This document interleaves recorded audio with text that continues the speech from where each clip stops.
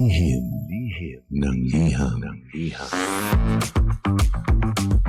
Ang pinakamakulit na girlfriend mo sa balat ng radyo. Isang magandang morning sa inyong lahat! Ako pa rin po nag-iisang girlfriend mo sa radio.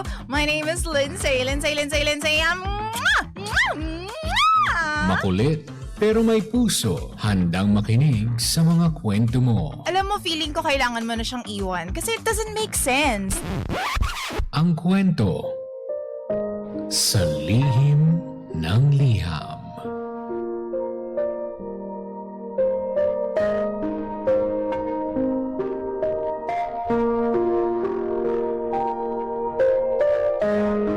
Magandang umaga po sa inyong lahat. DJ Lindsay and DJ Jimbo, sana po mapansin niyo po ito dahil malapit na po ang birthday ko. Officially, goodbye na po ako sa 20s ko and hello to my 30s. Yan po yung dahilan kung bakit po ako nag-send ng lihim ng liham kasi kinakabahan po ako ngayong araw na to. Siguro nga dahil malapit na ang birthday ko. Paano ba naman, DJ Lindsay? Mukhang napasubo po ako sa pangako. Meron po kasi akong kaibigan na kahit papano naging best friend ko na. Isa po siyang lalaki. At isang beses, habang nagkukulitan po kami, hindi ko alam kung bakit parang napunta yung usapan sa future naming dalawa. Ang sabi niya, kapag pareho na kaming single pagdating ng 30 years old, sabi niya maging tayo na lang. Tayong dalawa na lang. Tapos, aanakan niya raw ako ng 3. 3 cute na mga baby. Hanggang sa naging running joke na lang namin, every now and then, binabato namin yon sa isa't isa. Asaran, kulitan, kwentuhan. At hindi namin binitawan yung pangako na yon, kahit na minsan parang biro lamang sa loob ng napakaraming taon. Ang hindi niya kasi alam, DJ Lindsay, meron akong lihim na pagtingin sa kanya. Sobrang bait, selfless, pogi. Yung tipong napakaraming nagkaka-crush sa kanya, DJ Lindsay. Only child. Tapos meron pang kaya sa buhay yung pamilya nila. Pero, sobrang humble niyan. Parang ang wala akong masabing negative about him. Hindi lang ako umamin kasi natatakot po akong masira yung friendship naming dalawa. Sayang kasi sobrang magka-vibes kami sa maraming bagay eh. Umaasa rin kasi ako na baka sakali, baka lang, siya yung maunang umamin sa aming dalawa. Alam mo na, kung may nararamdaman din siya para sa akin. Kaso, nakatapos na kami ng pag-aaral. Nagtatrabaho na. Tapos lumipas na yung ilang taon. Wala pa rin nangyari. Di pa rin siya umamin sa akin. Doon ko lang po naisip, DJ Lindsay, na baka ako lang ang nagbibigay ng meaning sa mga pinapakita niya sa akin. Napaka-sweet naman kasi. Tapos, pinagluluto niya pa ako ng pagkain. Kapag may problema siya or stressed siya about something, ako agad yung sinasabihan niya. Tapos minsan pag magkasama kami randomly, hino-holding hands niya ako na hindi ko maintindihan kung bakit niya kailangan gawin yun. Almost perfect na sana, DJ Lindsay. Nandun na eh. Hanggang sa nalaman ko na nagka-girlfriend na siya. Simula nun ako na mismo yung dumistansya. Hindi dahil sa masama yung loob ko kundi para mawala rin kahit papano yung feelings ko for him. Once or twice a year, nagkikita kami.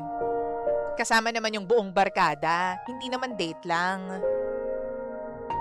Kung mag-usap man kami, sa group chat na lang.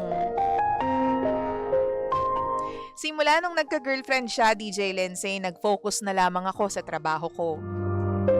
Hoping na sana, sa work, may makilala akong tulad niya.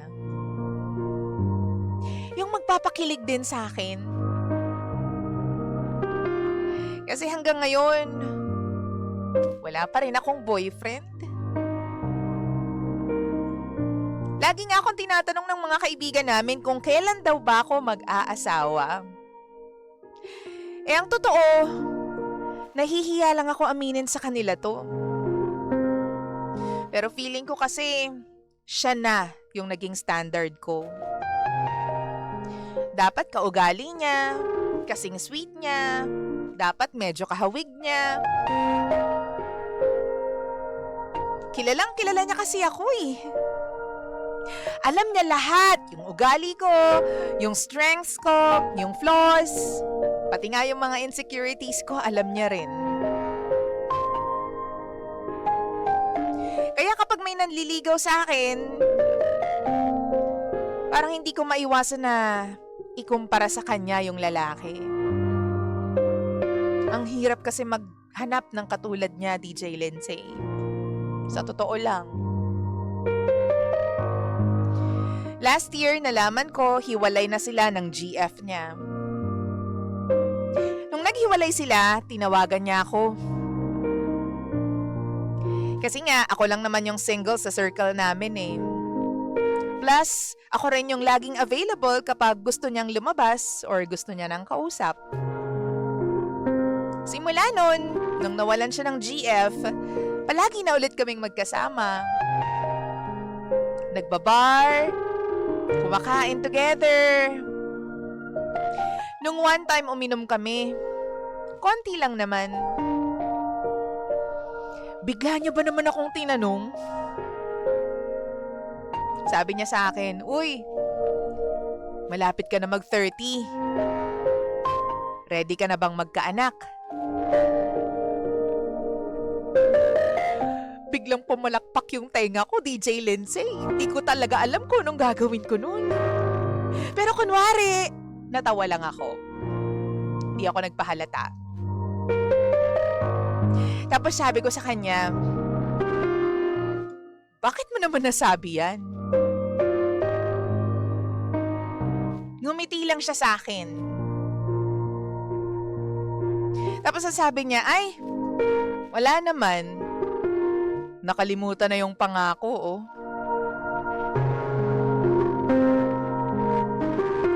Hindi ko alam kung dahil ba sa alak o dahil sa kaba.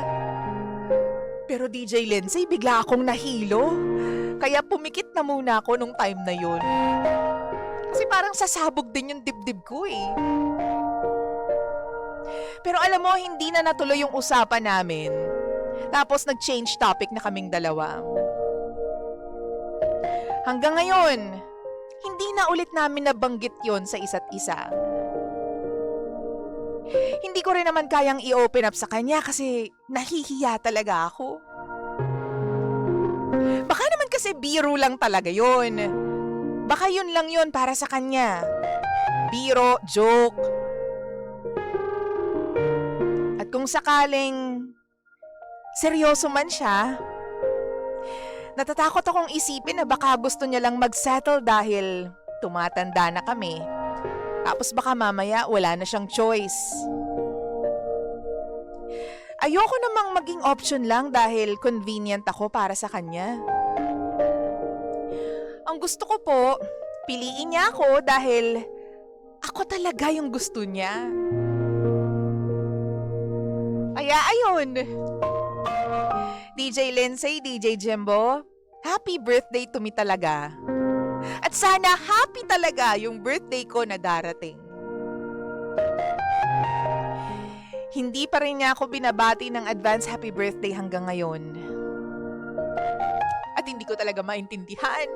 Parang mas kinakabahan pa yata ako sa magiging birthday greeting niya kesa sa edad na madaragdag sa akin. Hay, ano po bang kailangan kong gawin, DJ Lindsay, para matapos na po ang kahibangang ito? Please, tulungan niyo po ako. Ako nga po pala si Mela. Alam ko At ito ang lihim ng aking liham.